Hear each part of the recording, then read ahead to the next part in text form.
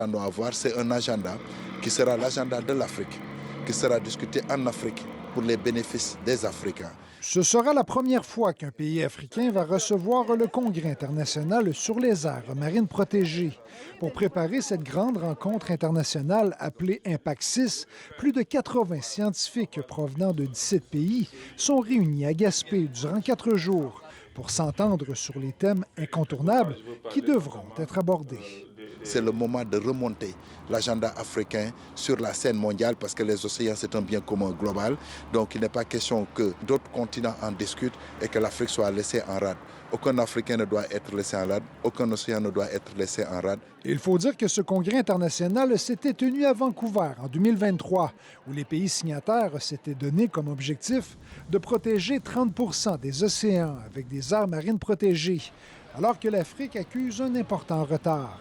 Parmi les propositions abordées cette semaine, l'importance de développer des aires marines protégées en haute mer pour permettre à des pays comme le Sénégal d'atteindre ces objectifs de protection.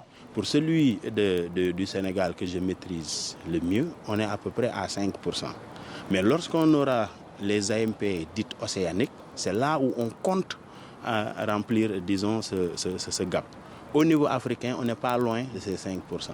Et avec un bureau permanent au Sénégal qui compte une trentaine d'employés, ce n'est pas par hasard si le Cégep de la Gaspésie des Îles a été mandaté par le fédéral pour tenir cette rencontre préparatoire. C'est notre présence au Sénégal, les interventions qu'on fait au niveau de la coopération internationale qui a fait que Affaires mondiales Canada nous a approchés pour organiser et venir un peu rencontrer l'objectif du gouvernement du Canada qui était un peu de faire la passation au niveau de cet événement-là. Donc, dès le départ, là, dans les cartons, on avait décidé de le tenir ici à Gaspé. Souvent, ça a lieu dans les grands centres du côté de Montréal, mais on voulait vraiment les amener dans notre réalité, dans la réalité côtière. Les étudiants du Cégep de la Gaspésie des Îles vont aussi profiter des retombées de cet événement international en assistant à des présentations scientifiques et en participant à des discussions. Une visite du navire de recherche Coriolis 2 de l'Institut des sciences de la mer de l'UQAR est aussi prévue. Ici Martin Tulgoat, Radio-Canada, Gaspé.